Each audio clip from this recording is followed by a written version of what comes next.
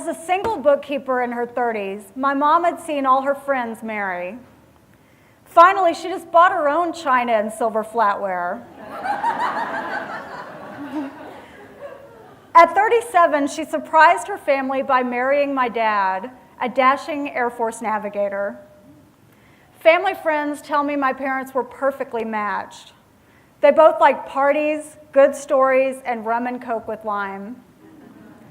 Shortly after they married, they had me and my younger sister, Sammy. Sammy was a daredevil from birth, leaping fearlessly from high dives. The biggest danger I risked as a kid was getting a twitch in my eye from reading too much.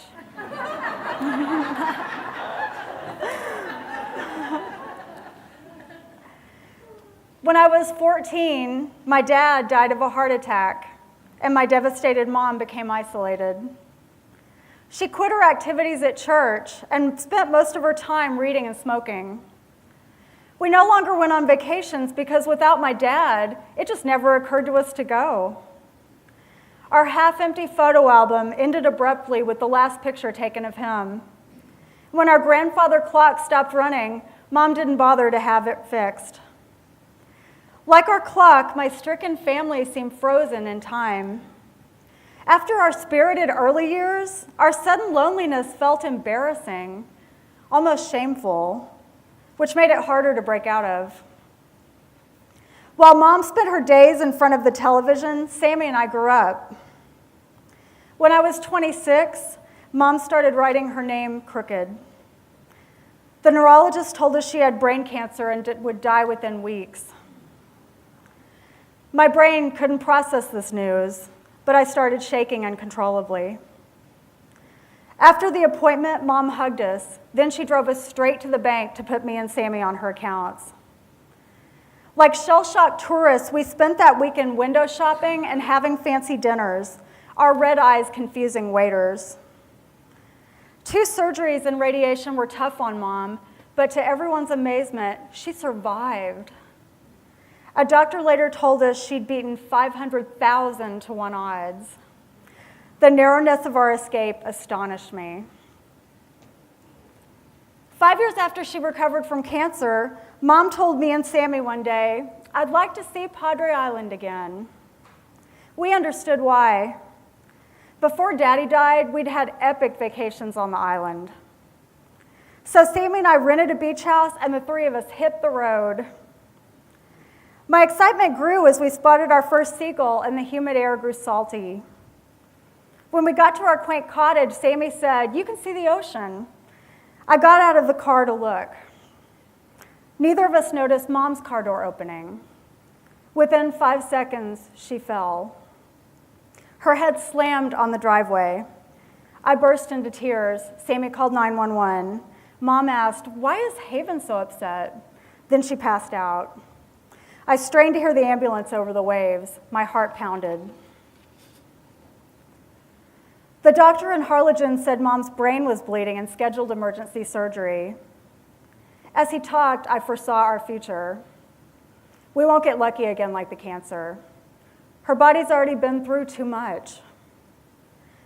That night, Sammy and I dozed on the freezing waiting room floor.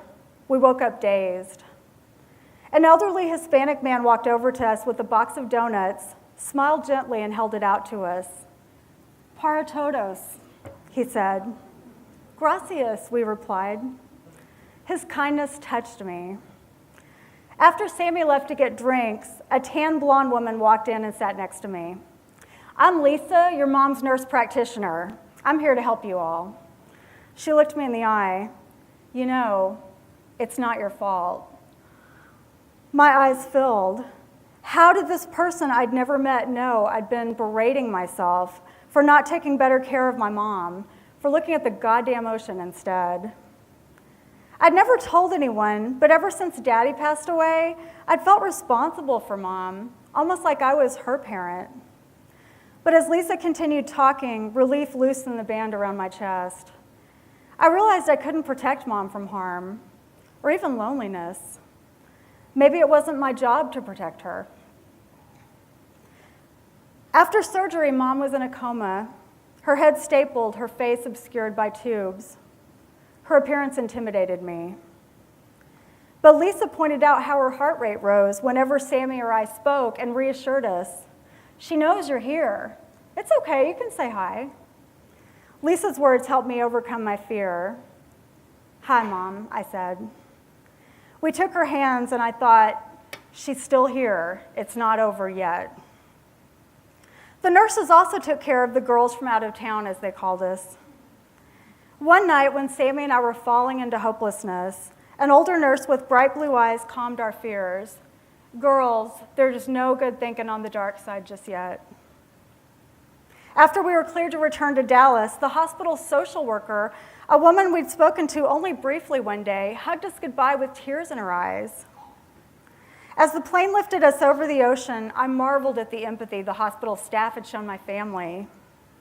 Fearful of overstepping, I'd always been reserved around new people. But these people's easy warmth made me realize the world was much friendlier than I'd given it credit for. 4 months after her fall, we brought Mom home. She'd woken up, but she had dementia and she couldn't walk. It took us several months, but we finally found good help.